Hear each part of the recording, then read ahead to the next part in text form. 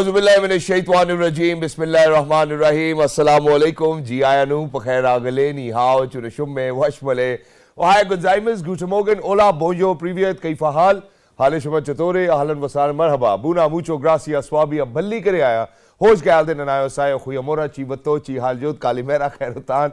And a very warm welcome to everybody who's tuned into PTV World and watching World this morning. Alongside Shahzad Hassan Khan. Ladies and gentlemen, I hope and pray that everybody out there is doing wonderfully well and that you're ready to kickstart your day with us. But first things first, ladies and gentlemen, I think what I really need to tell you today is that if, God forbid, you're late from work, unfortunately, I don't think that you will be able to make it work make it to work, and it's because of the fact that the roads over here in Islam are really rushy. So I think I should give you this update. First, obviously, Pakistan Super League. For Pakistan Super League, a lot of teams are traveling to Islamabad. And so Serena and within or around the vicinity of Serena, there's a lot of traffic jam. Not just that, ladies and gentlemen, there's another good news as well, because Pakistan actually just went through general elections. So today, President Arif Alvi Saab has actually called upon all of those newly elected members of the parliament as well for the oath-taking ceremony. So the session will take place as well. And somewhere in between the show, we are expecting a breaking news too as well. But other than that, today, we have picked up on a very amazing topic, and it's because of the fact that whenever I think about education, I think that the education system over here in the country, when I was attending my university or school, should really needed some advancements, because now if we are to kind of talk about the world over, how education is, it has changed, it has transformed, and it has evolved related to the needs of the job market. Not just that, imagine that if we are to talk about the top 500 Fortune companies or the unicorn companies, now they say, very sorry, that we certainly do not need a degree, but we want somebody who actually can fulfill the job requirement for us. So we do not need a degree, but if you have a skill and it certainly matches with the skill set that we require for the job, you get the job. That's something which I would call smart learning or smart education. Why are we still kind of memorizing all of those books which we might not be able to reproduce if we are at work, if you're at job? Now imagine all of those theorems that I learned, while I was in my 9th grade or 10th grade. I still think, why did I do that? Probably it was the basic foundation for me to kind of learn that, hey, there will always be things in life which might not be a part of your life, but you might not know about them as well. But there's no harm in learning. But now, while I was growing up, while I was in my university, there were a lot of people who actually kind of prioritized going to other countries for education. For example, let's speak about England or United Kingdom, because the education sector or the segment of education industry over there is somewhat very well reputed. Imagine that if we are to speak about universities, ladies and gentlemen, world's 4 best universities happen to be in the United Kingdom. Not just that, you move on towards United States of America, Ivy League universities, and people who've been to these universities have done quite well in life. And that's the sole purpose of any parent. This is why we learn, this is why we educate ourselves to have a sustainable living. And that's something which you can only get. Whether, I think that this is a question, is it true or not? Because the risk, ladies and gentlemen, comes from Allah Almighty. Imagine I'm right here in front of you. My choice was to stay in Pakistan and study over here.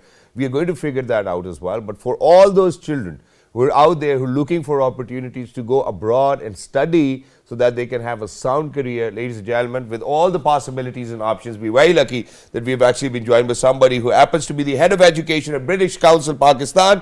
She is Ms. Sara Parvez. Hello, assalamu alaikum, good morning. How are you feeling today? Wa alaikum assalam. I'm feeling very well. Thank you for inviting me to your show. Thank you so much for joining us. It's wonderful to have you over here. You happen to be the head of education at British Council Pakistan. So let's get started with British Council first of all. What is British Council doing in terms of education, if we are to talk about that? So, British Council has been in Pakistan since 1948. Wow. So we're one of the first countries, Pakistan, where the British Council got established. So this year, we will be celebrating 90th anniversary of the British Council.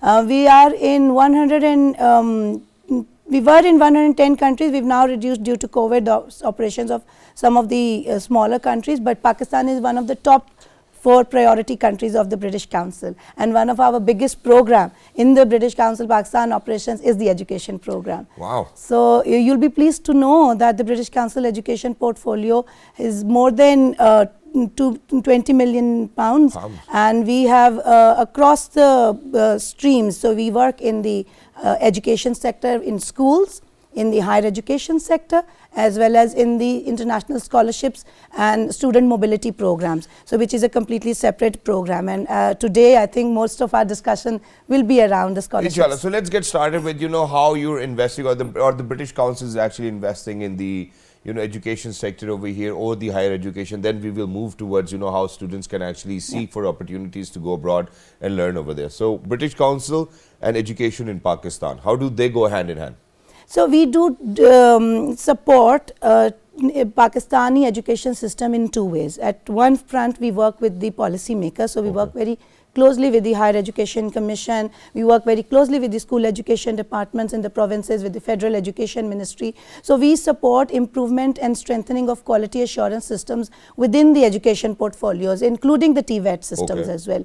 And at the other side, we also work very closely with the UK universities to promote UK qualifications in Pakistan. And a lot of scholarship opportunities, among which you must have, everybody has heard of the Chevening, the most prestigious UK government scholarship, the Commonwealth scholarship. So there are 800 scholarships across the world which are given to Commonwealth countries. Wow. And Pakistan is one of the biggest recipients of the Commonwealth scholarship. So, if we are to talk about how British Council actually exists in 100 countries, that means that out of 880 scholarships are actually given to Pakistani students. Well, I think that's a wonderful thing to kind of talk about over here. Yeah. But let's get started with launching a global career. Now, if you are to talk about launching a global career, we have seen that how important it is for you to attend university, where you do get a lot of global citizens coming together, studying over there and whatnot. Now, for British Council, how do you think that British Council can actually assist people or students out there to get their admissions in universities that are somewhat ranked all over the globe, and what are the prerequisites for that? So you'll be very happy to know that from last few years, I'll not talk about very early years, but in last 5 years, there has been 300% increase in the students who are actually getting UK education in UK universities. Wow. So currently 23,000 students are in UK from Pakistan who are studying there. So it's a phenomenal increase. There have been a number of factors contributing to that. But first of all, I think our young population, we are huge in terms of 60%, 70% youth population who is eligible for getting into the university education. So British Council is providing that support. We have range of programs. So not just that students are studying in the UK, we provide a lot of support. Our Study UK program has got a series of events which we go out and about in various universities, in various Pakistan network schools, where we help them to get information about the school scholarship opportunities, about the UK qualifications. We participate in the expos. We used to organize our own I used to exhibitions. see there were a lot of sponsorships Yes, by British and we Council had back in those days. Thousands of people actually attended those 1 or 2 day events, and now we are also partnering with Dawn and other expos where we promote all the UK universities. So 25 plus universities actually participate in all of those events. Exactly. And since now you've mentioned yourself that you're actually promoting UK universities over here, and I do understand, and everybody who's out there will understand that it's a part of the business. Why not? Because education tourism is a term, and which is why people will certainly go and travel the world. Prophet Muhammad sallallahu alaihi wasallam even said ke ilm hasil karo chahe tumhe Cheen tak hi kyun na jana pade. I think that's one thing. But now we need to kind of decide for the people of Pakistan whether it's always beneficial for you to go and study abroad, or do you think that that the Pakistani universities still are actually imparting some quality education? How do we kind of know that that the education sector over here is doing well, but in UK it's well as well? So how do we decide for parents who are listening to us today? So it's a very, very interesting question, something which is very close to my heart. I've been with the education system for last 20 years. Wow, and I am a big ambassador of Pakistani education system because I've worked a lot in terms of improving and strengthening the quality of education in Pakistani universities. So we do have very good quality universities. Some of your universities are very good in terms of, fee wise as well. If you compare, the fees are not very different from what you pay here and what you actually pay for us to go to abroad. This was a shocker for me. So imagine when I went to university, I think for one of my semesters, the fee used to be around 50,000 rupees. But I think that now it has gone up to somewhat around 150,000. 150,000. We actually are in some of the universities, Yeah. private sector universities, we are very close to what we pay in a UK university. But It's not very different. 150,000 is certainly something, probably 300 or 400 pounds. Yep. Yeah, for 4 months. But that's not, how the fee structure is in UK. Fee structure is still a lot. I agree that the Yeah. fee structure in the UK are really high. But you see, we have lots and lots of opportunities as well. There are ranges of things that you can do. True. You can go for a chartered qualification, which is not necessarily as equivalent in terms of pay towards a degree program. Okay. You will see that the UK university UK university degrees are 3 years degrees. Yep. And So rest you of the save world cost, are yeah. 4 years.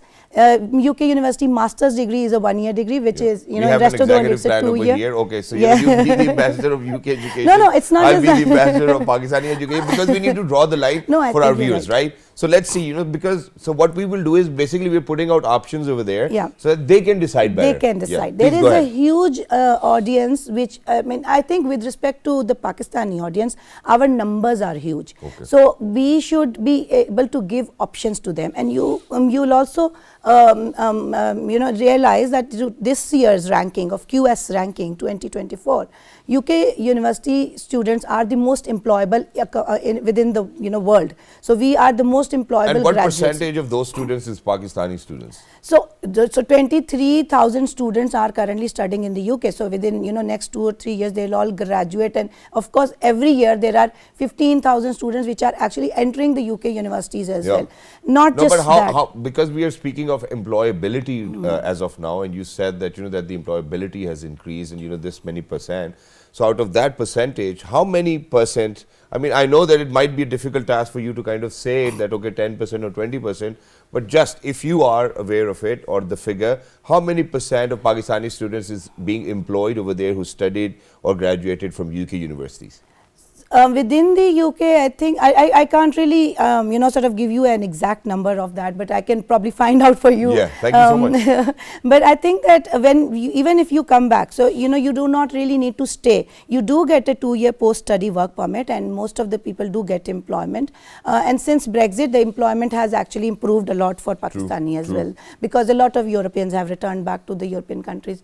Even then, I would say that even if the students come back to their home countries like Pakistan, they do get admission. There are certain areas where they get challenges in terms of settling back. Yeah, but that's where the problem lies. Now imagine, one, obviously there are people who want to go to best top-notch universities so that they can have a sound career. Two, there are people looking for better opportunities. So just to get the visa, they will get into university, might not attend it, skip over there, do whatever they want to do, so these are the issues. So obviously we cannot kind of have a mixed conversation over here because of the fact that there are people who have a very different agenda while they're going abroad. Now imagine that a couple of my friends who went abroad went there so that they can do any sort of labor work, on a university student visa, and so that they can send some money back home, number one. Number two, there were students, my friends, who went to some great universities, they're still there and doing some amazing work as well. So how do you figure it out that for any student application, that because I believe that millions of applications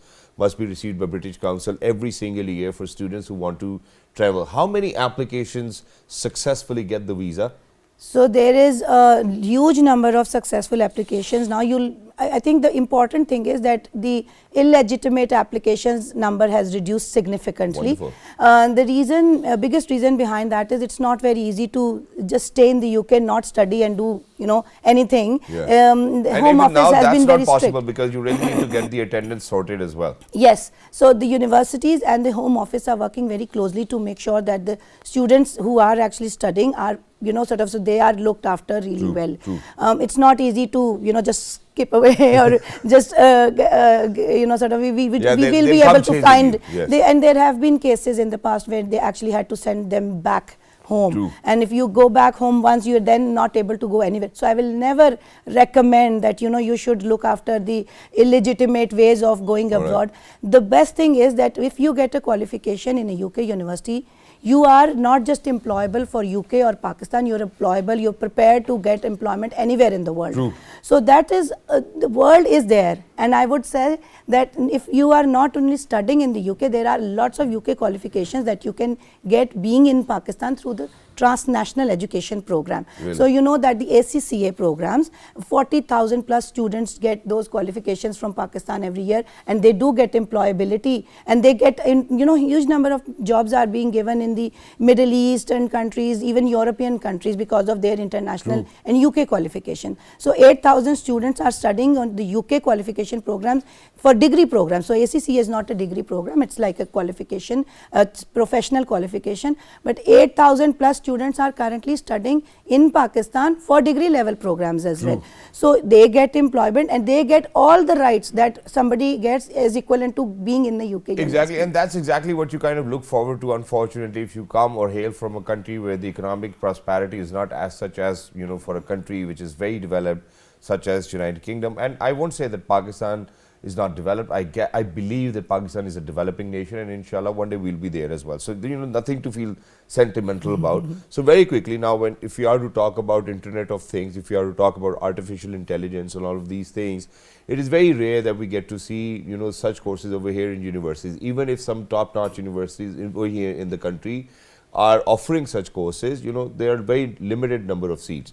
Now we do see how people, over YouTube, on internet, have their own courses, and people can learn them and pay the fee and whatnot. So do you think that the universities in United Kingdom are actually adapting to such practices as well, where there are multidisciplinary courses out there where people can learn? Because when we went to university, either there was business administration block or an engineering block, and that's it. There was nothing beyond that. Now there's international relations, now there's artificial intelligence, now there's so many different types of engineering going on. So what sort of an adaptability and innovation do we see in the UK education sector?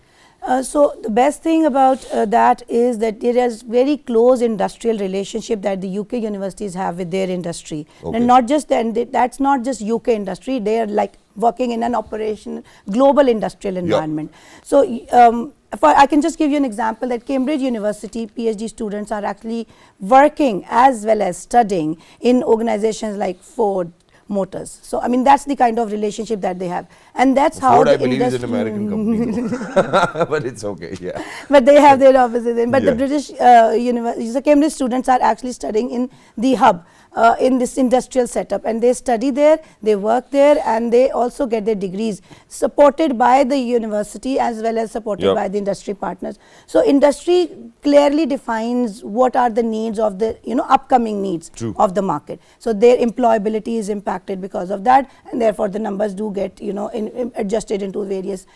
Similarly, I went to attend a program in Advanced Manufacturing Research Center of Aeroplane Construction Company. Wow. And that's where the students were actually paid by the company. They were not just studying but also getting apprentice. So it was an apprenticeship program, and their industry is investing into that.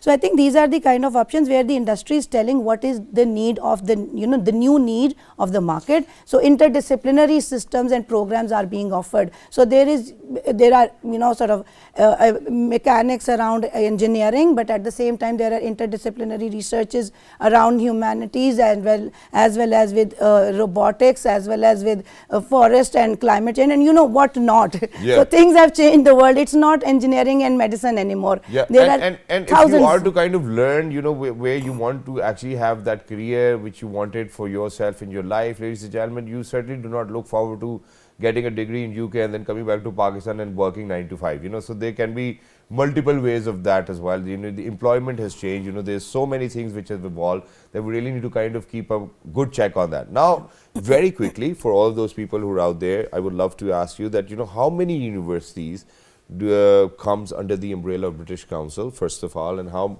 can you help students to, get their admission? What is the recommended age? Which websites to log on to? Where to get the information from? For everybody who's out there. Yeah. So British Council works closely with all the UK universities. There are 500 plus universities in the UK, and we have got. But then there are some universities who's barely in like 3-bedroom apartment and universities of such sort as well. So we, that's why I wanted you to kind of share it with our audiences, whether which universities to look for if you really want some good education. So you know, all this information is available on the Study UK website, and if you go to the British Council Study UK program, and sort of you get all the information, study in England and study in UK universities. We also organize programs with the universities from Scotland, all 4 nations of the UK. So universities from Northern Ireland, universities from Scotland, universities from Wales, as well as from England.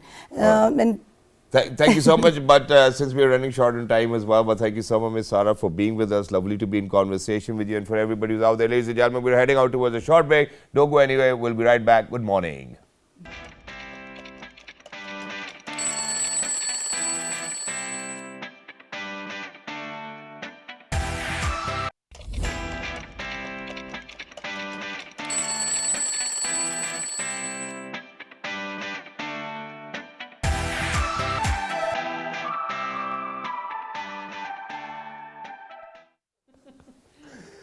All right, ladies and gentlemen, welcome back. Thank you so much for staying tuned and having a lovely conversation over here, because it's all about education and educating Pakistan. I think Pakistan television has played a pivotal role over the years and decades as well. But where we were in conversation, with somebody who was heading the British Council Pakistan chapter, ladies and gentlemen, I think that we really need to kind of talk about how Pakistan's higher education is doing, and why not. So imagine that if we are to kind of let you know that there are so many universities outside Pakistan which are offering so many amazing courses. I think what we really need to do is that we need to talk about at the same time, simultaneously, that how good the universities of Pakistan are doing. And to talk about that, we really need to kind of talk about quality education, how that needs to be brought in, teacher trainings, how do we do teacher trainings, when we talk about disciplines or interdisciplinary courses, how is higher education of Pakistan doing on that front as well. And to talk about that, we're very lucky that we've actually been joined by the focal person, Higher Education Commission. She happens to be a linguist herself. She is Miss Nasiba Shahzad. Hello, madam. Assalamu alaikum. Good morning. How are you feeling today? Good morning. I am quite comfortable and happy. Alhamdulillah. Thank you so much for joining us. It's wonderful to have you over here. And shukran alhamdulillah for all of us being happy. I think that's the core motto of our life. Very quickly, just before you, with our other guest from British Council, she said that the admission numbers have gone 300% higher than they were previous year, which means that the people of Pakistan are looking for better opportunities in terms of education, but not in Pakistan, outside Pakistan. And it makes me sad a little bit. Very true, very true. Why do you think that we have such a state of affairs with education sector? Thank you so much. Well, before we go into the detail of why are people moving abroad, let's first say why are people moving abroad. Like when we talk about education, let me start with a saying of Aristotle. He says that the difference between educated and uneducated is that of dead and alive. Okay. Fine. Now, why are people moving abroad is unfortunately, not moving abroad, but to study. To study. Unfortunately, because of some leakage or some lack of quality education in Pakistan. Unfortunately, like to me, what quality education is, which is missing, for which the very question you have been, you can say, asking for, that quality education actually refers to the education that focuses on the individual. To prepare them for life, not for assessments. True. Like, since we unfortunately are so much indulged into the assessment level. Kitne number aaye? Yeah, Kitne percentage exactly. Like what has been doing in exam, how much marks, percentage, GPA and all that. Yeah. While education is something very broader. We actually missing the vision of education in behind. I mean, it's beautiful that that all of this is coming from a focal person or Higher Education Commission as well. So imagine that if you are to talk about what is missing, so then how would you put it? What sort of things that we really need to introduce within our education sector and it will get better? So the missing elements. The missing elements, first of all, I would not say that the teachers only need the credentials for classrooms. Okay. That is something mandatory, but we don't need them at all as the mandatory factor.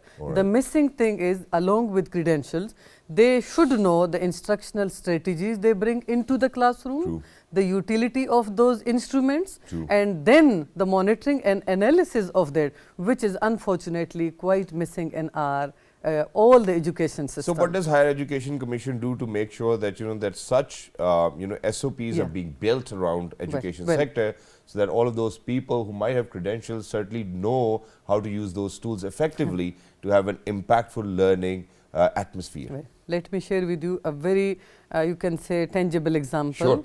Like personally, one of my own example, when I had been through my research into writing, or you can say any linguistic criteria, what I did, I opted for the productive part of the language, which was like you can say scoped in Pakistan, plus the used potential as well. All right. What higher education did, which I always love to share with my can say people, and that was that Higher Education Commission chose me as focal person to go and you can say distribute and inculcate the vision into the universities of Pakistan. And then how did you do that? Yeah, I personally visited more than 20 universities and I trained almost you can say 150 teachers.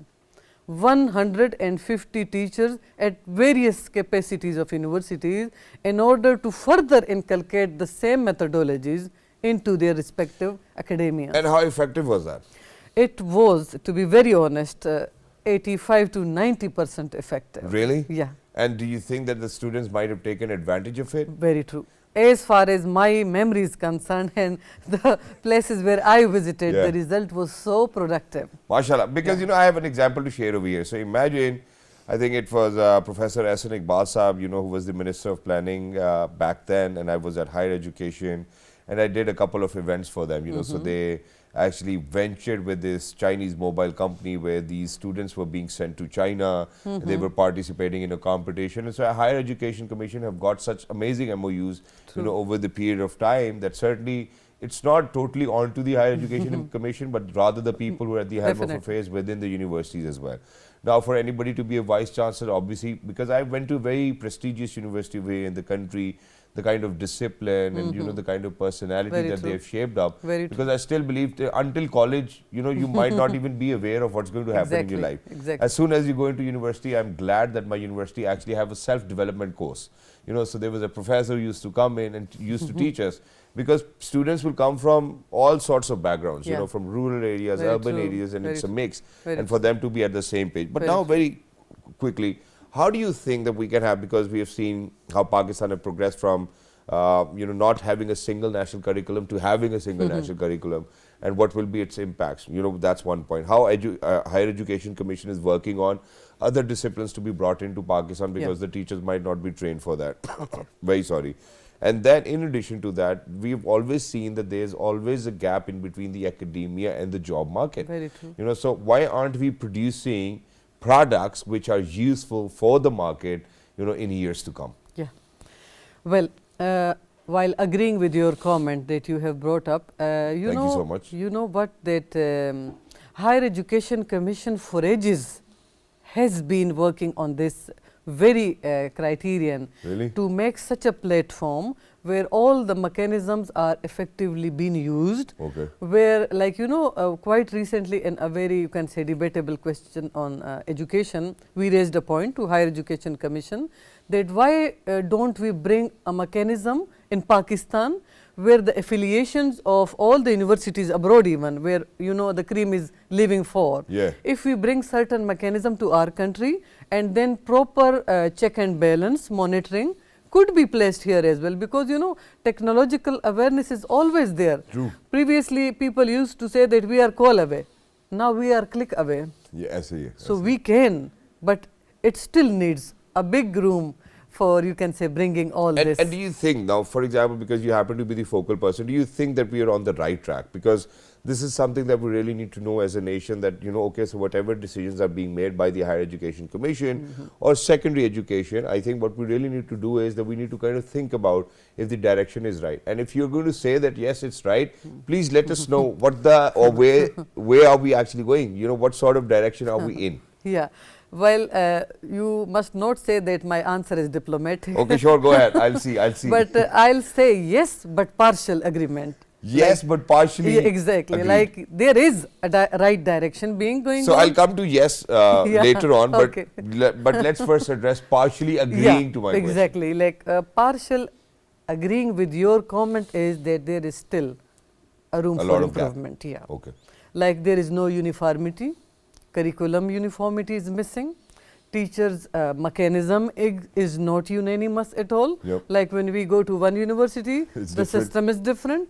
If you go to another, the system, this should not work at all. Like True. you know, if you go to visit UK, in Manchester when we were there, all the uniformities were there in all the discipline and interdisciplines of education. And I've been to Manchester University myself as well. It's a great setup to be there. Very too. true. But this is badly missing in Pakistan. Exactly. So very quickly towards the end, one last question, and that is that, in order for Pakistanis to decide that we are going to study over here in our country, do you think that things will be more favorable, or do you think that, that we still have a little bit of time? So probably, look for universities outside Pakistan. What will you say? Yeah. For this, I'll say much favorable in Pakistan. Okay, like wonderful. I cannot say that no, we should leave for.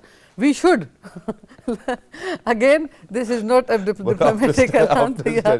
We should study in Pakistan, but we should leave for UK universities as well. Yeah, because there is always a win-win situation for all this. Exactly. Yeah. But thank you so much, Ms. Nasiba Shahzad, for being with us. Most Lovely to be in welcome. conversation with Most you, and for welcome. everybody who's out there. Ladies and gentlemen, coming down and talking about education, the only thing I know is that my father went to a school where there were no chairs. They used to sit on floors, and he happened to be a retired bureaucrat of the highest levels. So it totally is not on to just the education sector or the teachers, but it's probably your will to learn. If you have that will to learn, does not really matter where you are. If you have that hunger to grow, if you have that, something outside the box within your own character and personality, and if you're chasing something which you really want really bad, ask Allah Almighty first of all for it, and Allah will make ways. I have seen people, my class fellows who've studied over here but are working at Silicon Valley. I've seen people who are working at the top-notch companies that we actually can think of. Imagine I have a friend who used to live with me, study with me, is working at Google. So, life is full of opportunities. But if you're only going to think that, okay ji, मैनू बाहर university दाखला नहीं मिलिया, मेरा कुछ नहीं बन सकता, तो अगर तुसी ये सोच रहे हो तो वाकई मैनू लगता है खुदा ना खास्ता, this is not something that I'm posing, but you really need to have this hunger for your own self. I'm an example, alhamdulillah, sitting right in front of you. I'm a product of Pakistan's education system, and alhamdulillah, so far so good, can't complain. Allah aapka shukriya, that's what you really need to do. Until next time, look after yourselves. We'll see you tomorrow. Good morning, have a great day.